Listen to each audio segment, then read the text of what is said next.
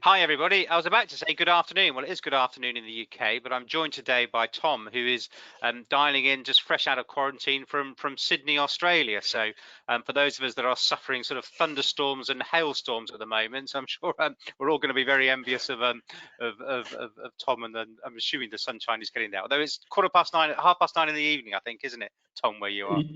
Yes, it is, and it is actually pretty chilly outside, or at least by Australian winter standards. So no need to get too jealous. It makes us all feel a little bit better. So welcome everybody to today's webinar. I'm really pleased to be joined by Tom for Forage, one of the supplier partners that we work with. Tom's got some really interesting, innovative stuff he's going to be talking to us about. Just if you haven't joined one of our webinars before, just a little bit of explanation about how they work. Tom's got roughly 45 minutes of a presentation he's going to go through. We do want to make these as interactive as possible, though, so feel free to use the chat function. But also, if you've got any specific questions you'd like me to ask Tom, just put them into the Q&A box. I'll be keeping an eye on those. And as Tom finishes his presentation piece, I'll come back online and I'll present those questions to Tom. But we'll aim to be done within the hour, so we'll finish by 1:30. So yeah, as you're going along, any questions, just please ask them. We're also recording this webinar, so you will be able to access it afterwards. We'll send you a link to the recording later on this afternoon. And also, please feel free to share the recording amongst your teams. One of the things we've seen through the pandemic is actually a lot of our stuff that is posted online gets used, and shared around quite a lot. So I think the stuff that we cover on these webinars is really important, and it's really important that we keep thinking about new ways of innovating in our sector, and this is going to be one of those sessions. So I think that's enough from me. Tom, you're the person that everybody wants to hear from, so over to you. Amazing. Thank you for that introduction, Stephen. It's an absolute privilege to be speaking to you all today. This community is clearly such a special community, and it's great to be part of it. I will kind of forewarn everyone, I do have a baby, a 12-week-old baby in the background here. So if you do hear crying, I promise you we are looking after our baby. My wife, my very trusty wife, has it under full control. So apologies in advance if you hear any background noise.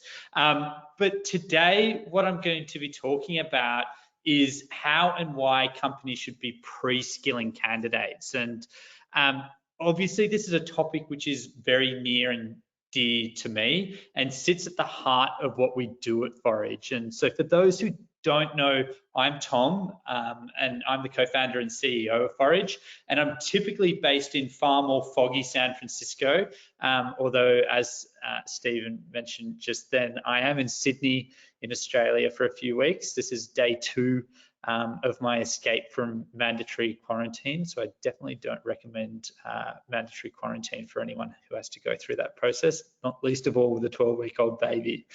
But you might be wondering what it is that we do at Forage, and while that's not the topic of today's conversation, it is important context. And what we do at Forage is we work with some incredible companies to create what we call virtual experience programs, which are ultimately online virtual training courses for university students to build career skills and confidence. So we've had over 1.5 million students enroll in our courses over the last year, courses created with some exceptional companies in the UK, in the US, in Europe, in Australia, companies such as GE, Clifford Chance, Linklaters, Citi, Goldman Sachs, Microsoft, and a bunch of others. And we also are very lucky to work with some amazing universities as well. We work with 60 universities in the UK.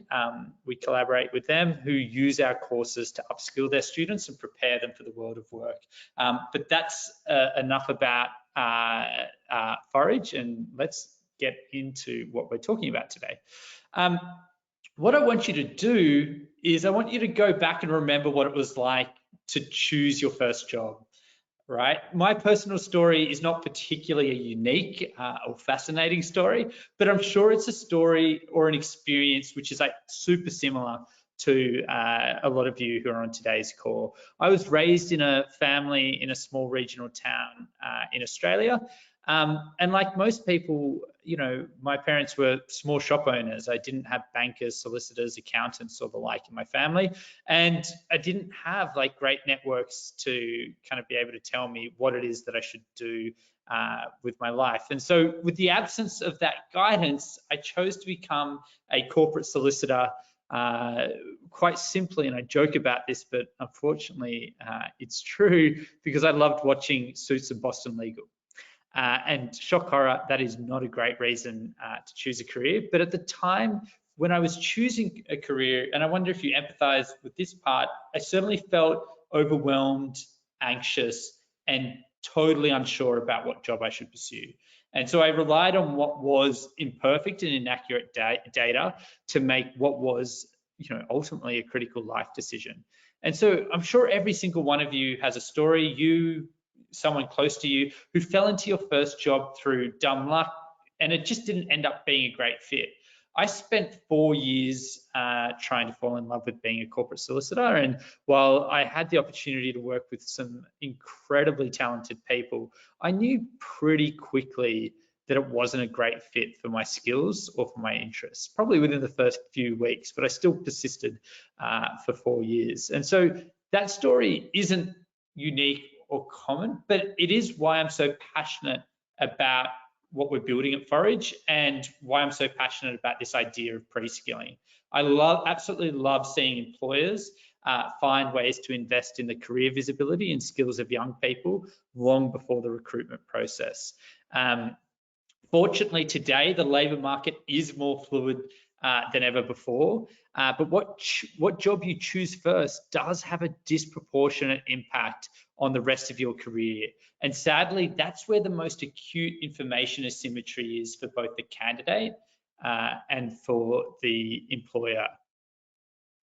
So today we're going to be talking about how can we redesign the system so employers and students can make better decisions about how to choose the right career, and better decisions about how to make the right hires. One of my team members put it to me this way. They put it to me as, how does choosing a job become more like eHarmony and less like Tinder?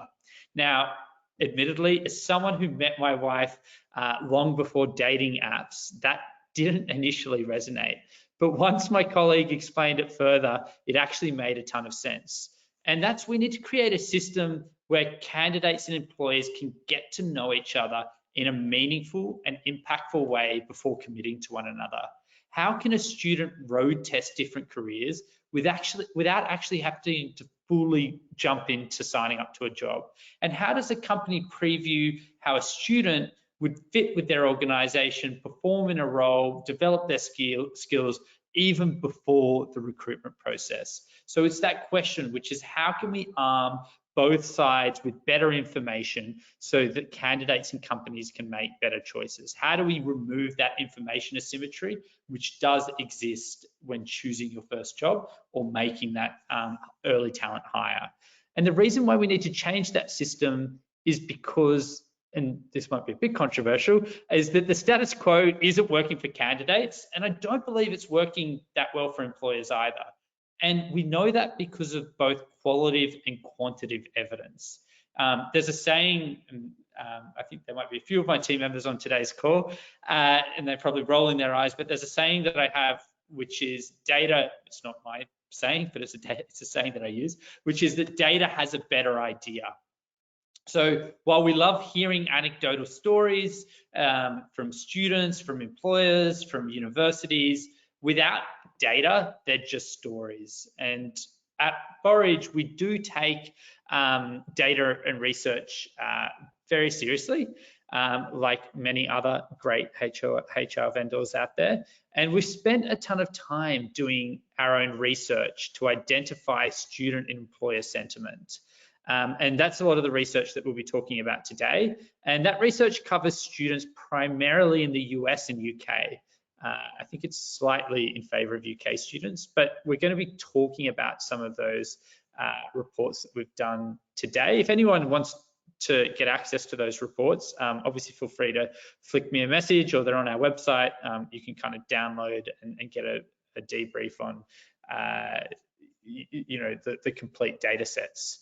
But let's start with the students. And so the quality of feedback our research surfaced is very similar to how I spoke about my own experience. And that's that students are nervous about their careers. Like, quite simply, they feel like they're flying blind. One student put it to us that their approach, quite humorously, to finding a job was, I'm just throwing spaghetti at a wall and I hope something sticks. And they were using this approach not because they were trying to hedge their bets, but because truthfully, they didn't have a sense of what to apply for, and they hoped that they would figure it out during the recruitment process itself.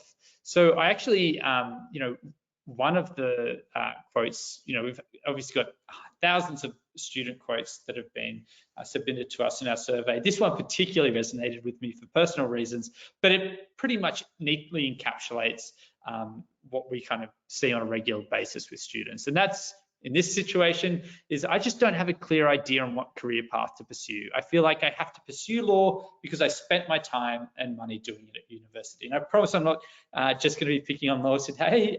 We work with some amazing law firms, but it is like one of those examples of like, where can you get that upfront alignment between students and companies? And the data backs up this idea that the recruitment system, the early talent recruitment system, isn't working for students the way that it's currently structured. Firstly, our research shows that a significant percentage of students don't feel ready for the world of work at the time that they start their job. So our research report, you can see the stats up there, found that 59% of students feel ready for work, while 41% did not. And we found that many of these students are anxious and overwhelmed by the fact that they don't feel like they have the skills for the workforce. Now, some of us might be thinking, you'd be forgiven for thinking this, well, that's okay. Once we hire them, we can get them ready. We can upskill them then. But it's far more complex than that. Think about when you've spoken to someone who feels like they don't have the skills or experience to do something. What do they usually do? They usually don't apply for the role because they don't see the point. They self-select out of the process. A recent research report, which actually came out a couple of days ago in the Harvard Business Review, and it was primarily focused on US students, found that 53% of students did not apply for an entry-level role in their field because they felt unqualified. 53%. And this disproportionately, the report didn't actually jump into this, but this, we know, disproportionately impacts students from underserved communities or talent from backgrounds which are typically overlooked. So it's critical that if we are going to build, if we're truly committed to building high-performing workforces which reflect the strength and diversity of society, students, we've got to build a bridge for them. We've got to make sure that they have students have the confidence and they feel like they've got the skills to apply for a role. Secondly, many students don't have a clear understanding of what employers do or what specific roles even entail. So 58% of students say that they have a clear understanding, while 42% do not.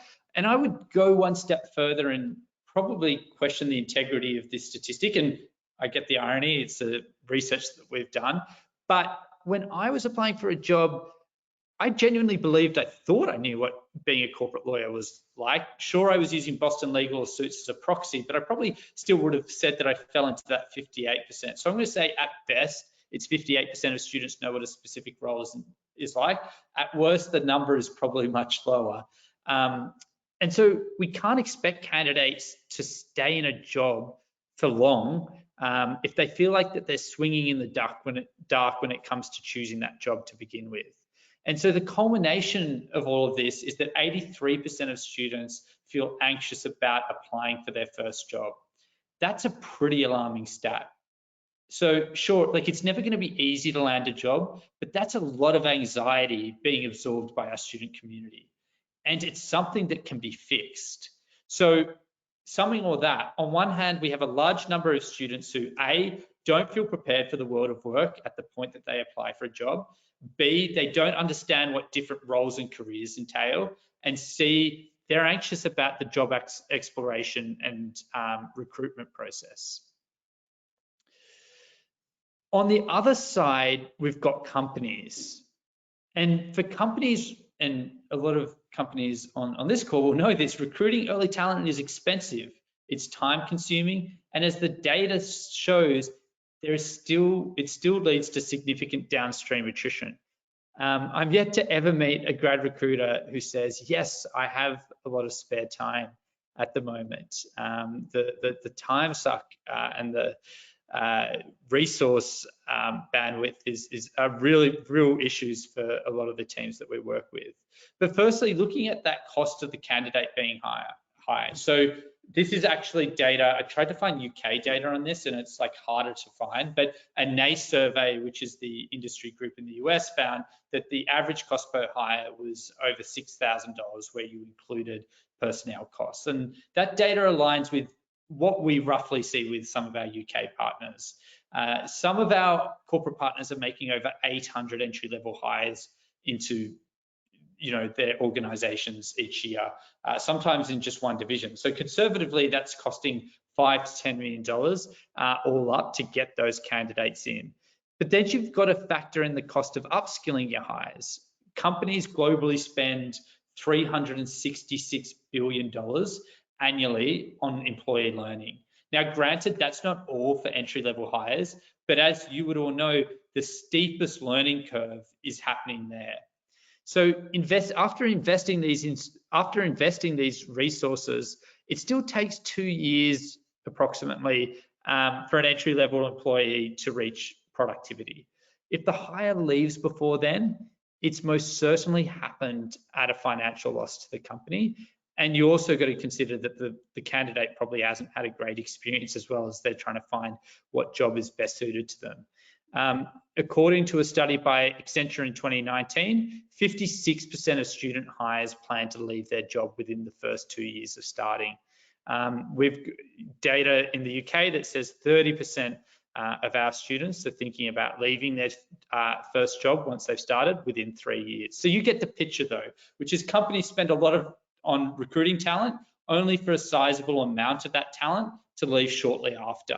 And they leave again for entirely preventable reasons. As the data showed before, it's because they don't know initially what job to pursue, or they've chosen a job blindly, or they don't feel like they've got the skills to succeed.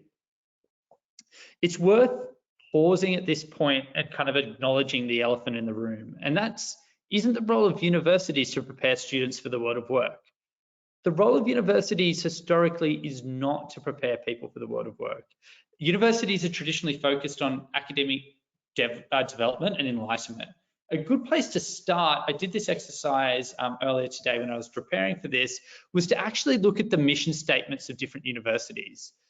A mission statement is obviously a distillation of why something exists, its reason for being. So if you look at the University of Edinburgh, the mission of the University of Edinburgh is the creation, dissemination, and curation of knowledge. For University of Cambridge, it's to contribute to society through the pursuit of education, learning, and research at the highest international levels of excellence.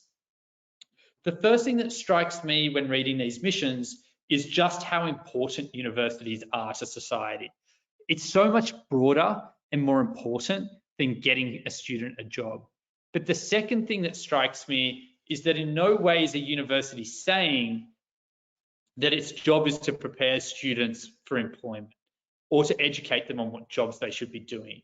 Now, fortunately, there are universities that do a great job of helping students transition into employment, but that's not the core focus of the university experience. So this is a long-winded way of saying, as an industry, we need to dispel the idea that the burden of upskilling young people for the world of work or giving them that compass to figure out where they should work is placed wholly on universities. They can play an important role, as we'll chat about, but ultimately employers are the ones who have the most to gain from pre-skilling young people as early as possible.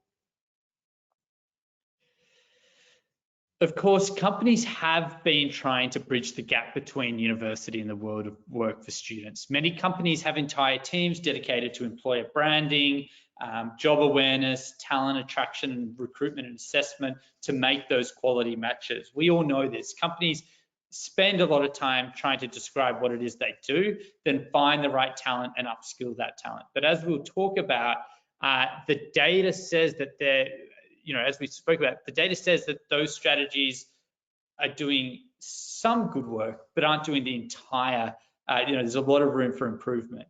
And the truth is that candidates and employers are not able to consistently assess whether they're the right match for one another until that capability and awareness gap is closed. And the capability and awareness gap is usually closed after the hiring phase. It's only after the hire that the candidate realizes what the job truly entails. And it's only after the hiring phase that a company actually figures out if they've made a great fit, if they've hired someone with a great fit. So the early talent recruitment industry, in my view, finds itself at a fork in a road. Do we keep doing what we've always done, or do we seek to make small incremental improvements to our existing processes, or alternatively, do we swing for the fences? Do we adopt bold new strategies which we feel meaningfully turn the dial on the candidate and employer experience? And that's why the word in today's presentation is revolution. I don't want to sound too dramatic or too radical, but the idea is not to play small, it's to go big. And I want you to consider, if we could start from scratch with everything the industry has learned over the last 30 years, what would that process look like? An example that, an exercise that I like to do with our company is the magic wand exercise, which is, if you had a magic wand, you had, you could create anything, the perfect system, what would it look like?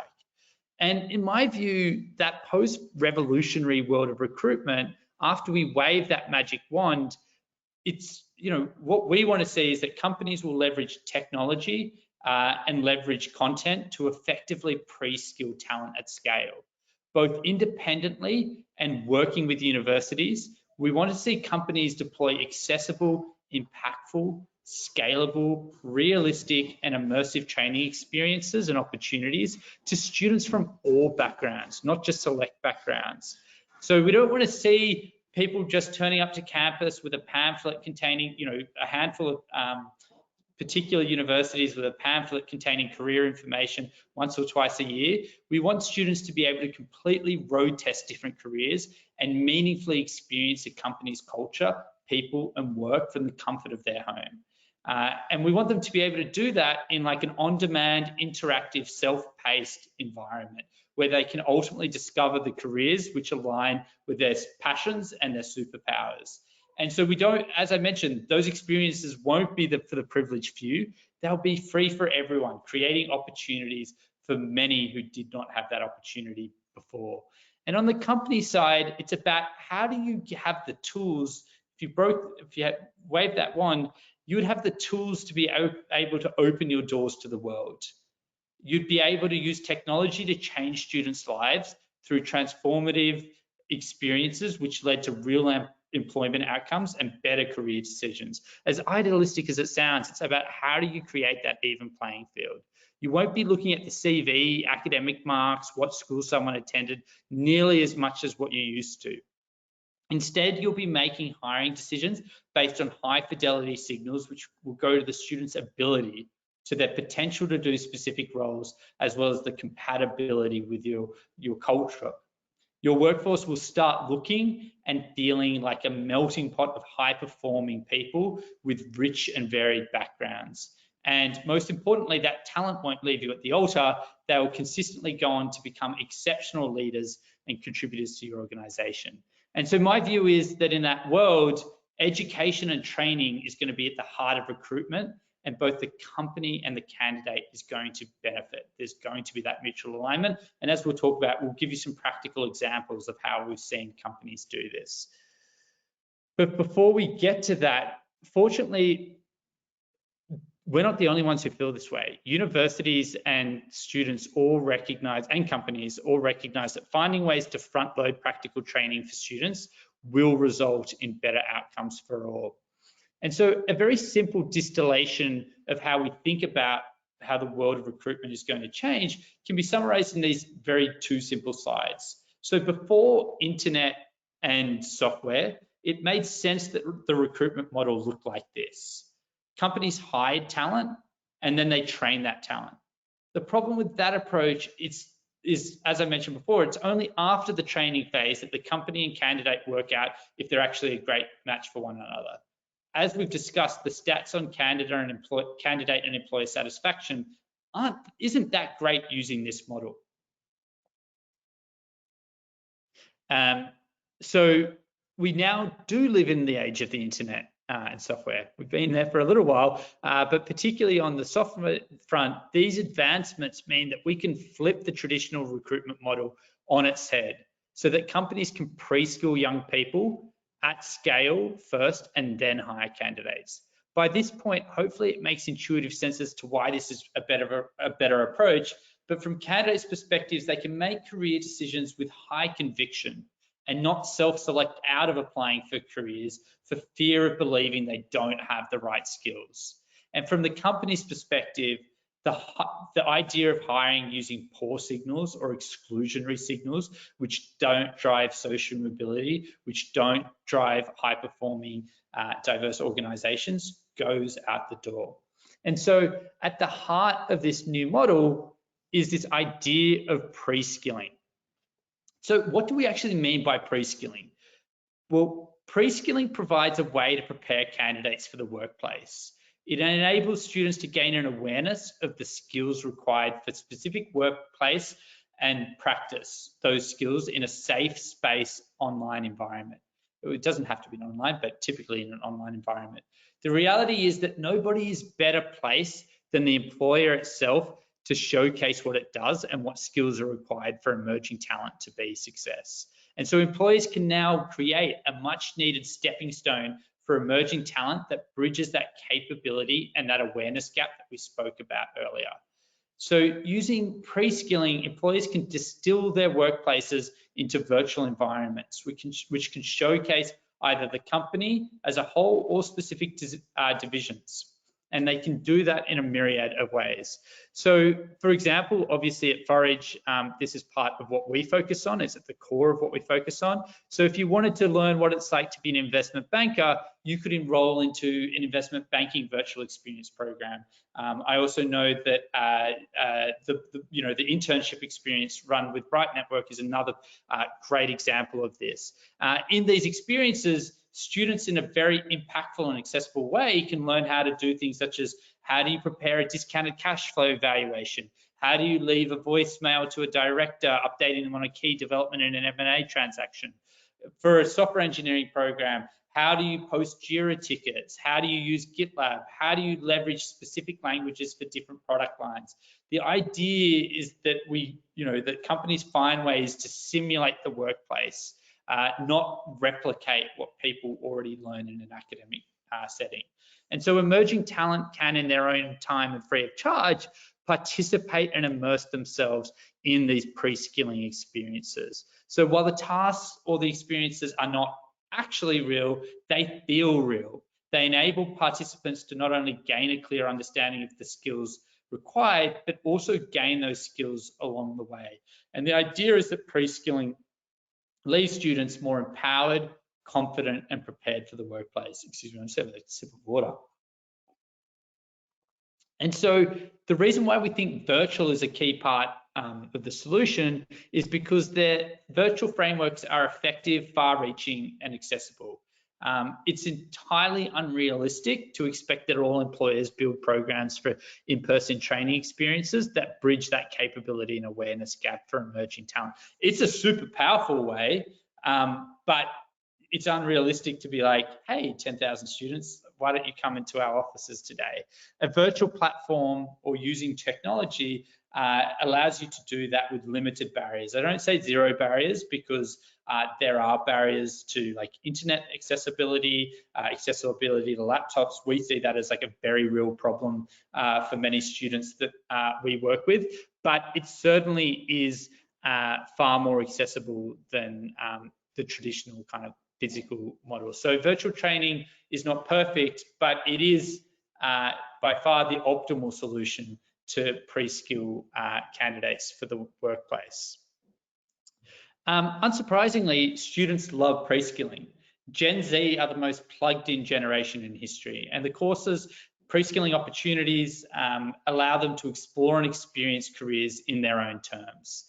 And they can use technology, which they use every day. It's why we see so many students complete our programs. It's why we see students engaging in other pre-skilling opportunities at such high volumes, because it's how they want to engage with the employer.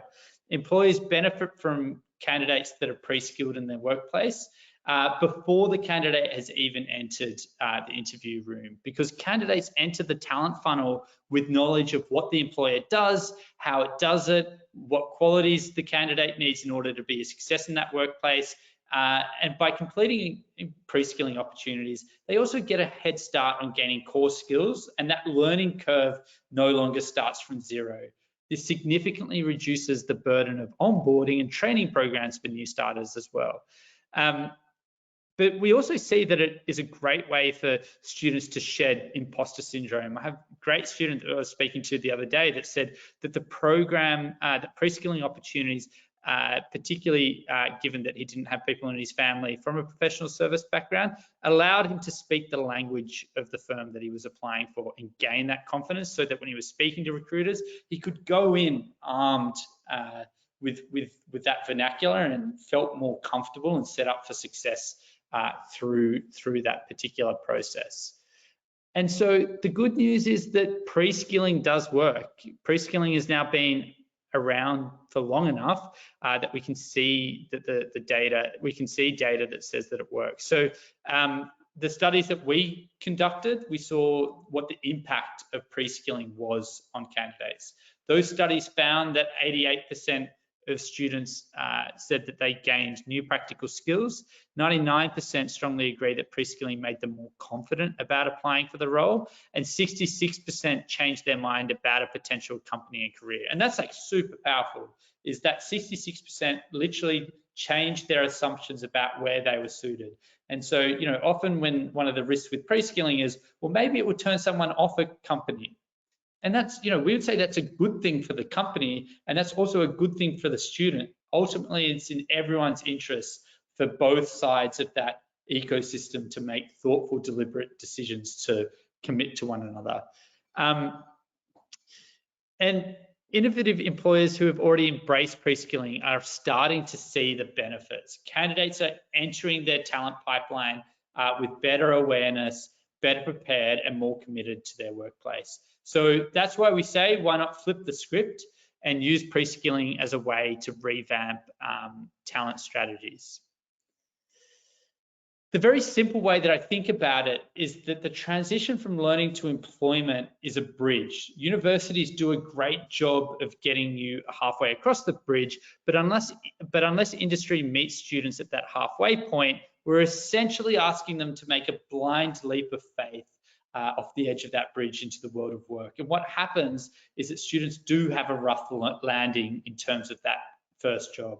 And so the best companies are finding a way to build the second half of that bridge. And there's not one way to build that second half of the bridge. There's multiple different ways, but typically it's involving open source, last mile skills training. Education is at the heart of that second half of the bridge, training them for the workforce.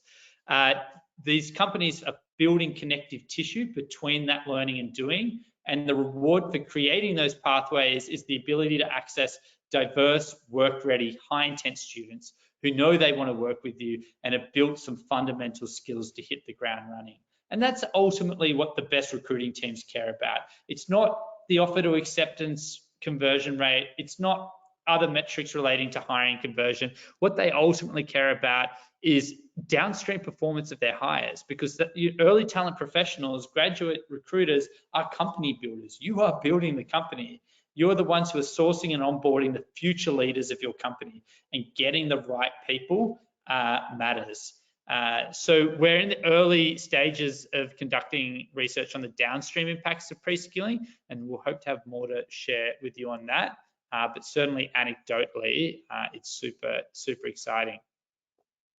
But I've obviously talked about kind of virtual experience programs as a form of pre-skilling. There's a bunch of different examples that we see out there. So for example, last year, Google launched its Google Career Certificate program, and that credential was designed to prepare candidates for in-demand jobs. And in actual fact, at Google, they treat that as the equivalent of a 4-year college degree. So that's obviously pretty extreme, despite the program only being 6 months in length. But I really like the quote from Kent Walker, who's the Senior VP of Global Affairs at Google. And he wrote that college degrees are out of reach for many people, and you shouldn't need a college diploma to have economic security. We need to have accessible job training solutions, from enhanced vocational programs to online education, to help the workforce recover and rebuild. I've obviously got other examples up there, but another powerful way that we see pre-skilling happening is through university employer collaboration. So I've found, when I was doing research for this presentation, we obviously come across a lot of universities that do fantastic work with industry partners. I found a great research paper on one that covered a lot of the UK examples of it. So if anyone wants to, I didn't write the paper, full transparency, I found it in my research, but if anyone wants access to that, please let me know. But like a couple of examples, and these have been happening for 10, 15 years, even longer in some situations. But some good ones that I saw was that the University of South Wales had partnered with British Airways. And it was a great example of industry and universities coming together to train students with specific skills for specific roles. So in that situation, British Airways was looking to upskill students to become aircraft maintenance engineers, because there was a deficit. This is going back a few years now, but there was a deficit of aircraft maintenance engineers, and they employ over 1,400 people across 3 sites in South Wales for those particular roles. And so they collaborated with the University of South Wales to create training programs to upskill students with those specific skill sets to transition into those aircraft maintenance engineer roles. Another great one I saw, I think when we talk about university collaboration, we typically always index technical collaboration, but a great one I found was one between Arts University Bournemouth and Framestone, which is one of the UK's major visual effects studios. And in that collaboration was designed to help fine arts students become work ready for roles at Framestone.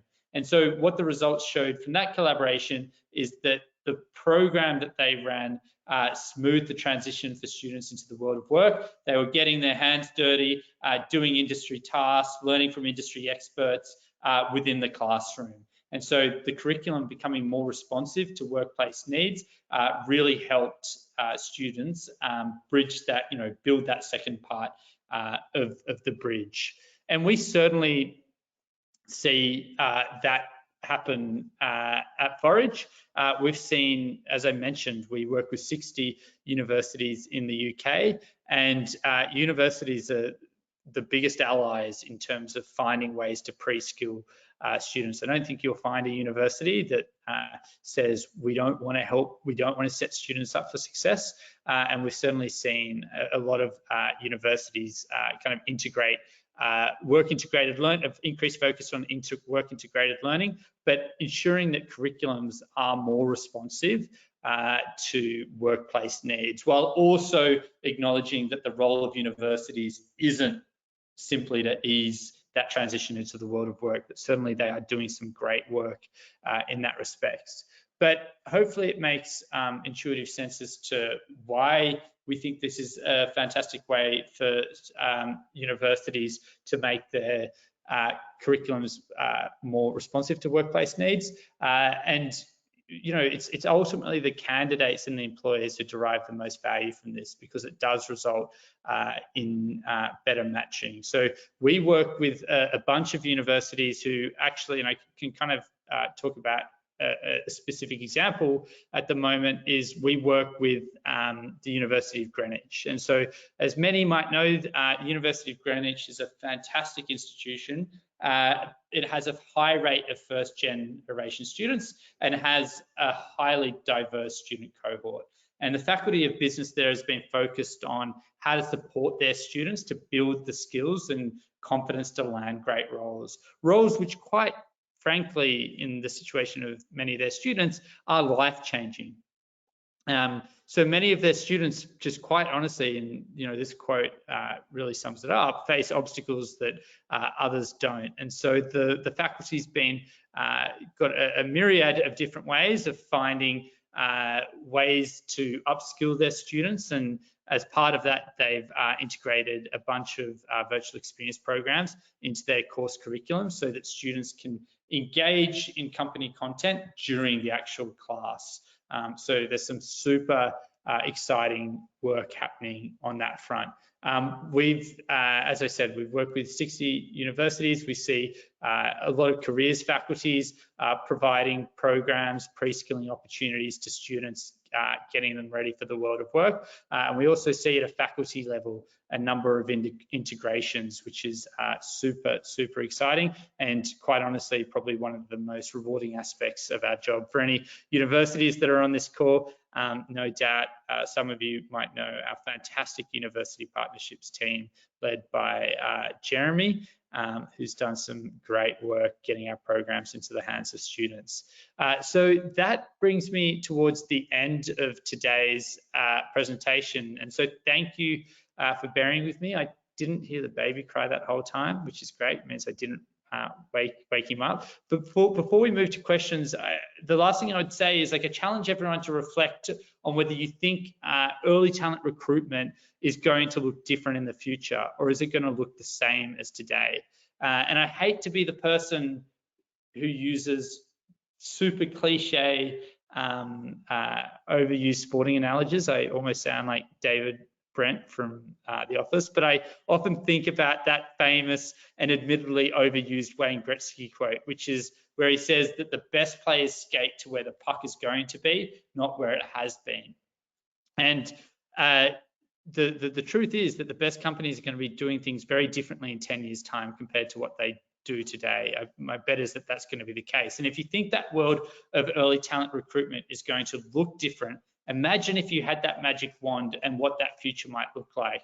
And from my perspective, as I said, I think we'll find ourselves in a world where students and companies can mutually discover one another through impactful and immersive experiences before the recruitment processes, experiences that lead to better career decisions and better hiring practices, an even playing field. So by flipping that script and finding ways to pre-skill students before the recruitment process, companies are going to be able to connect with high intent, aligned, diverse students, and students will find and believe they can belong in the roles which align with those superpowers and passions. So I'm extremely optimistic about this future, and obviously we're clearly all in on it. But thank you so much for bearing with me, and that brings me to the end of today's presentation. Great, thanks, Tom. We've had a few questions come through. That was really interesting, and I think it's something I've been doing a bit of reading recently, and I just kind of think there's something about actually as an industry, and I just worry that recruiters focus too much on the mechanics of recruitment and attraction, and just forget this. The more I kind of understand about careers theory, it's well researched. People go on a journey of exploration, understanding, and where you don't have a chance to actually try out a job, actually it is much harder to make that the right fit, as you say very much yourself with the case of law. And I get really frustrated by some employers who say, well, we never hired students, we never hired graduates because they always leave. I think, yeah, but that's because you do it wrong. That's why you don't kind of match this journey that we all very much that is there. And I wonder if actually there's something around bringing together actually maybe some of the thinking of career services and employers together a bit better, so that this understanding of the process students go through to is employers are much more aware of it. So actually they built recruitment and development programs around it. Is that the kind of thing you're trying to achieve here? Yeah, I think like fundamentally, and where we approached this problem from was like thinking about the candidate, right? Which is like ultimately, without over commoditizing the process, like a company is a product, right? Like the recruitment process is a product. And like, what is the purpose of the product? The purpose of the recruitment process as a product is to win over a student and, find the most compatible user. And so, like the way that I would build my product or anyone would build their product, you've got to put the user at the heart of the experience. So you need to like really think about think about the student, think about where the student, what the student is worried about. Think about where the student currently hangs out. Think about the technology that they use. Think about the way that they talk, the way that they speak, the way that they communicate. And what we find is the companies that are doing an exceptional job at winning over this generation are the ones who are designing the product, their recruitment process, with that student front of mind. And I think, the days of, if a company thinks that they're going to win over that student by having a soulless, cold, transactional recruitment process where a student's asked to jump onto a clunky ATS, send a cover letter and their academic transcript, and the company expects to end up with like an inspired, aligned, enthusiastic, confident student in their talent pipeline, like it's just never going to happen. And the data says that it doesn't happen. So I think, going to your questions, Stephen, what we're focused on doing, and we're not the only ones, there are other fantastic vendors out there. There are also companies that are doing great work with the career centres to understand that student and place that student at the heart of the candidate experience. One of the questions here that's coming from Alison. So Alison's asking, in terms of the way that the sort of employers engage with your programs, do candidates that successfully complete a pre-skilling sort of exercise experience, do they automatically get offered an interview, or do you find your employers are sort of merging the two together? So no, but that's mainly because like our programs just have so many students in them. So some of our UK programs have between like 50 and 100,000 students in the program. So it's obviously not viable for our partner companies to give an interview to all students, but students who complete the programs are allowed to use the experience on their CV, on their LinkedIn. They can talk about it in the interview process. They can talk about it in their cover letters if they have to do cover letters. But the data that we see, there's some really interesting data that we're collecting from our hiring partners, is that students who complete our courses are between 3 and 5 times more likely to get hired by our corporate partners than students who don't go through our courses. And that's because the programs are really setting these students up for success. They're showing that intent, they're showcasing that intent, and they're making it clear to an employer like, hey, I've taken the time to get to know the work that you do, and that signal means something. The other interesting data we see is that students are between 30 and 40% more likely to accept an offer from our partner companies where they've completed a Forage program versus where they haven't completed a Forage program.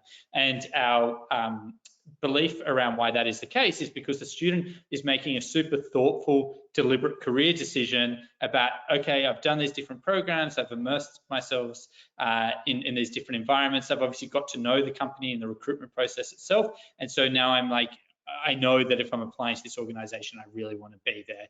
And so that's another way that we look at it. But no, not every student is guaranteed an interview if they do our programs. Got it. But it makes so much sense, the numbers you talk about, because that's the same as sort of, internship programs. We found the ISE data, and back in my experience at EY, those that get a good, rich experience, they're just making better decisions. They know what they're applying for. So yeah, they're more likely to stick in it. And in my experience, they make better employees as well. Actually, the performance when they're actually in the business is stronger. Yeah, and that's what matters, right? Is and that's what I think that as an industry we're getting better at, but is like moving away from indexing like hiring efficiency or KPIs around the hiring process itself, and actually like focused on like our job here is to get great people into our organizations who become exceptional contributors and leaders like long term. And it's that downstream performance which we should be, really measuring, as opposed to how efficient can we run a recruitment process. Another question here from Aman. Aman's asked one question about the slides, and I'm sure we can make those available afterwards. But he's also asked a question actually around the content and how that's formed. So he's asking a bit around how do you support employers in creating the content that goes into one of these experiences? What are the kind of things that work well? I think he's asking for a little bit more of a bit more of an example around what they look like and what works well. Yeah, so we have like a pedagogy that we've developed that we know resonates with students. So we've obviously launched about 200 courses. 1.5 million students have enrolled in our courses over the last 12 months. So the way that the content is created is typically we've got like a structure to how to create the content, and then we'll work with our partner employers to kind of fill in the blanks and like bring careers within their organization to life. The idea is that the courses are like hyper specific to the company. So if you enrolled into, we're talking about law a lot here today, but if you enrolled into our Clifford Chance program, for example, it would be like distinctly specific to the work that Clifford Chance does, to its culture, to its people, to its brand, as opposed to if you did our, Slaughter and May program, that might look like, a very different experience. We do use industry experts as well to help create that content, because we're also cognizant that a lot of our corporate partners have like limited resources, and so we do a lot of the heavy lifting in some situations around creating that content piece. But it is certainly collaborative between Forage and our partner employer in kind of bringing their career to life through this immersive content.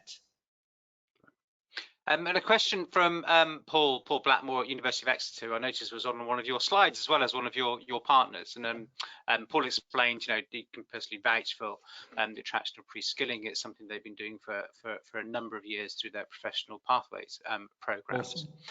Awesome. But Paul's question is actually, is there an opportunity here to actually do a Preskilling program for a sector rather than one company? Or are we at the stage at the moment where it has to be very much individual employer driven? It's a great question. I think what we're focused on is certainly like we will have multiple programs across a different industry. So if you look at like software engineering, right? Being a software engineer, we've got a program with Electronic Arts, Goldman Sachs, JP Morgan in the software engineering space, and being a software engineer in Microsoft, SAP, or two others.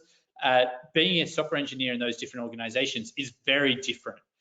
So in our Electronic Arts program, students are learning how to create a fictional game called Vaxman, which is like a vaccination pun on Pac-Man, but they're learning how to mitigate cybersecurities and developing that program. Whereas if you enrolled in our JP Morgan software engineering program, you're learning how to build a trading dashboard for traders to identify patterns in the stock market. I don't really understand it, but that's what you're doing in that particular program. So the idea is that there's not like a standard across the entire industry. Being a software engineer in one organization is like very different to being a software engineer in the other organization, and our courses like really tease out those differences. But certainly I know we have been toying around with doing industry programs, and certainly I know that if you look at the internship experience from Bright Network is another good example, which is probably like more industry focused, whereas ours is like more company focused.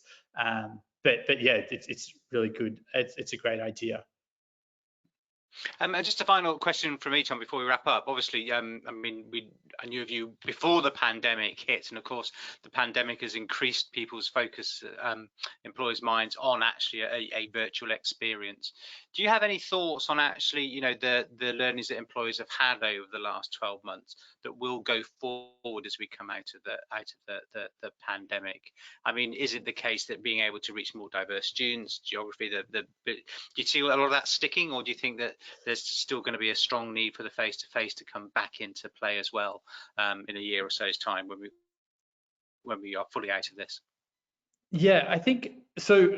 My perspective is that early talent teams have always been allies and champions for building diverse workforces. I think like where the problem has been is from the more conservative elements of the business. And so the early talent team's biggest challenge has always been, how do I get the business on board with this? I'm all for it, but like I need their blessing in order to make this work. And I think what COVID has done is just through necessity, early talent teams have had to use like virtual tools and open their doors in new and innovative ways to companies, which has meant that a more diverse mix of folks are coming through the talent pipeline and are getting hired. And the feedback that we're hearing from companies is that our hiring classes over the last year looked more different, felt more different than ever before. And we're getting amazing feedback from business being like, wow, where did you find these people? Because such a great hires. And so I think that one of the biggest benefits of what's happening from COVID is breaking down the stigma and tightly held assumptions that students from particular universities aren't capable of doing the job. And now that they've, got hired and done an exceptional job, it's like really, we always use that saying, which is talent is evenly distributed, but opportunity is not. And what COVID has done has accelerated this move towards opportunity being more evenly distributed. Certainly not perfect, but it's certainly better than where we were in like 2019. And so I think that now that we've started to taste the benefits of that, there's no going back to 2019. There's a lot of work to do, but there's no going back to 2019, and that's a good thing. That's great. That's a really great note to finish on, Tom. So thanks so much. That was a really interesting session and really good questions from the audience as well. We've covered a lot of ground there in the last hour, and I'm sure that's something we're definitely going to explore much more as the rest of the year goes by. So thanks for that input, Tom. We will send the slides around. We will you'll get a copy of the recording, all those that have registered for this webinar. So as I said at the start, please feel free to share it with their teams. I think there's we've covered some really interesting themes here, because at the bottom line it's all about getting better matching between students and employers, so actually the students better off, the employers better off, retention's better off. So actually we're a much better sector at doing what we do as a result of this kind of work. So thanks a lot, Tom. It must be getting towards bedtime at your end. Still haven't heard the baby squawking yet. Touch wood. Yes, don't curse me, but yes. But thank you, everyone. No trouble. Thanks a lot, Tom. We'll talk again soon. Thanks all. That's it for now. Bye-bye. Bye.